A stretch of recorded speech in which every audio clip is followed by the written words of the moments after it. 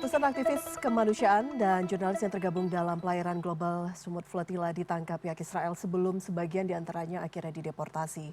Mereka mengaku mendapatkan perlakuan tidak manusiawi, kekerasan fisik dan juga ancaman dengan senjata di dalam tahanan. Bagaimana kondisi para aktivis global Sumut Flotilla setelah ditangkap Israel? Kita akan tanyakan langsung dengan aktivis kemanusiaan Indonesia Muhammad Hussein yang tergabung dalam pelayaran global Sumut Flotilla. Mas Hussein, selamat sore.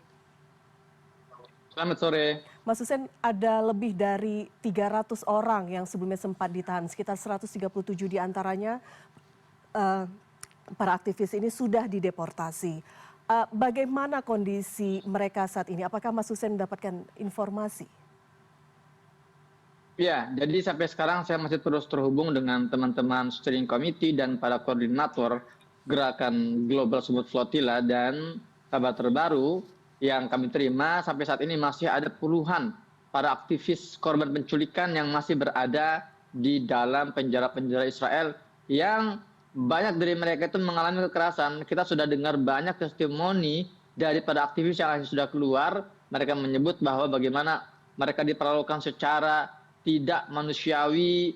Ada juga kaum muslimah yang dipaksa untuk melepaskan hijabnya, bahkan dirobek kerudungnya sambil memperlihatkan bukti robekan kerudungnya.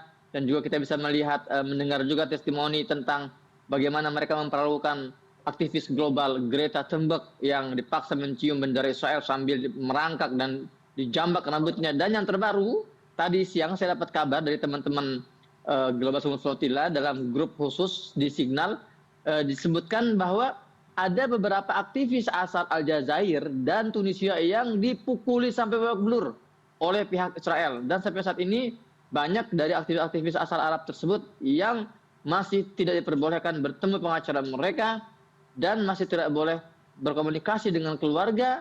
Bahkan akses untuk mengetahui kondisi mereka pun itu sangat terbatas, kecuali dari bocoran-bocoran pada aktivis yang akhirnya sudah keluar dari penjara. Mas Hussein, apa kemudian pertimbangannya? Ada sebagian aktivis yang sudah dilepaskan meskipun sebelumnya mendapatkan siksaan dan dideportasi, tapi masih ada puluhan yang kemudian ditahan. Iya, jadi Israel ini kan memang negara yang sangat diskriminatif ya. Mereka ini memperlakukan para aktivis ini juga berdasarkan background negara masing-masing. Dari para aktivis Eropa ini lebih cenderung dibebaskan secara mudah.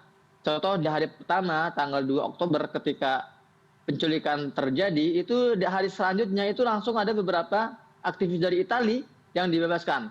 Kemudian selanjutnya disusul oleh beberapa aktivis dari Spanyol, ya, dan juga dari Yunani misalnya dibebaskan karena ada hubungan politik antara para aktivis tersebut, pemerintahan aktivis tersebut dengan Israel.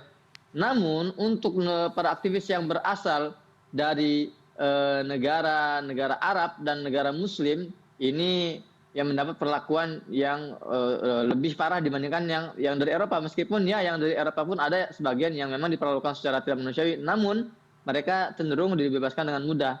Jadi sekali lagi memang ada hubungan diplomatik antara negara-negara Eropa dan Israel inilah yang akhirnya menjadi pertimbangan beberapa aktivis-aktivis asal Eropa dipulangkan, dideportasi lebih cepat dibandingkan beberapa aktivis-aktivis asal Arab dan negara-negara Muslim yang memang sampai saat ini banyak yang masih belum dibebaskan. Ada juga termasuk dari Pakistan, seorang anggota parlemen namanya Dr. Mushtaq sampai sekarang masih belum dibebaskan dan masih mendekam di dalam penjara Israel. Ada juga dari Afrika Selatan dan juga ada dari beberapa negara-negara Arab lainnya.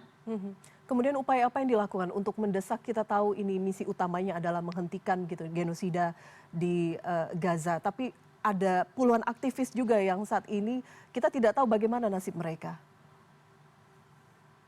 Ya, maka dari itu ketika kami selesai dari misi pelayaran ini, kami kembali ke daratan dan kami sudah dapat instruksi dari teman-teman steering committee untuk terus bergerak. Sekarang gelombangnya kita bawa ya ke daratan.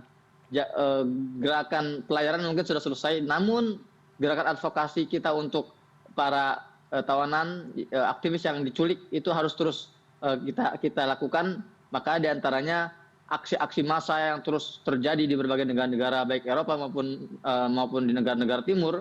Kemarin di Italia dikabarkan 2 juta orang berkumpul mengecam aksi penculikan terhadap aktivis Sumut Flotilla. Besok pun ya kami sudah menggerakkan massa agar besok berkumpul di depan Kedubes Amerika tanggal 7 Oktober jam 2 siang sampai sore juga. Itu bagian dari gelombang yang ingin kita jaga. Dan yang terpenting adalah kekhawatiran kita terhadap Gaza. Itu intinya bahwa masih ada 2 juta warga Gaza yang sekarang hidup dalam genosida, yang hidup dilaparkan sampai meninggal, sampai mati. Itu juga menjadi concern utama kita.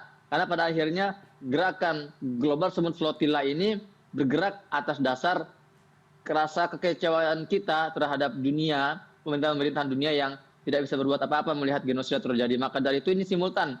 Ketika kita membahas narasi Global Sumut Flotilla, maka kita juga harus membahas masalah Gaza karena ini lebih urgent dan lebih penting untuk kita suarakan terus, kita narasikan terus sampai genosida benar-benar selesai dan blokade dicabut. Dan itu adalah tujuan utama kenapa kita rela berlayar beratusan jam di atas lautan yang tidak mudah ombaknya demi menghentikan genosida dan membuka blokade Israel atas Gaza. Oke, baik. Mas Hussein, desakan internasional ini sangat diperlukan saat ini. Tapi bagaimana kemudian nasib bantuan kemanusiaan yang sudah disiapkan dalam Global Sumut Flotilla ini?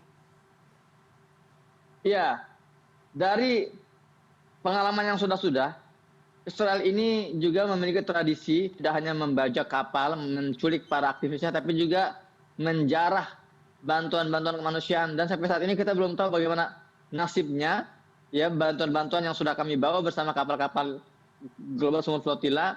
Namun sekali lagi tradisinya, sejarah dan track recordnya mencatat bahwa Israel ini memang tidak segan-segan untuk ya menelantarkan bantuan-bantuan tersebut, karena misi utama mereka membajak kapal-kapal Global Sumut Flotilla adalah agar bantuan-bantuan ini tidak sampai ke Gaza dan agar siasat mereka melaparkan warga Gaza itu bisa terus berjalan. Dan jangan lupa, bukan hanya bantuan-bantuan logistik yang kita bawa dengan kapal-kapal itu, tapi hari ini ada belasan ribu kontainer logistik yang masih terbengkalai di perbatasan antara Gaza dengan Mesir akibat penutupan perbatasan oleh Israel dalam rangka menggenosida warga Gaza, tidak hanya dengan bom, tapi juga dengan kelaparan, yaitu membatasi akses logistik untuk warga Gaza. Jadi intinya kami tidak tahu bagaimana nasib bantuan logistik yang kami bawa, namun sejauh ini belum ada kabar bahwa bantuan-bantuan tersebut disampaikan masuk ke Gaza dan kami pesimis bahwa itu akan terjadi. Baik, kami mengapresiasi sekali lagi apa yang telah dilakukan para aktivis dan juga desakan internasional saat ini sangat urgent untuk dilakukan untuk menghentikan genosida di Gaza, Palestina. Mas Hussein, terima kasih sudah berbincang bersama kami di CNN Indonesia Newsroom. Selamat sore. Sore.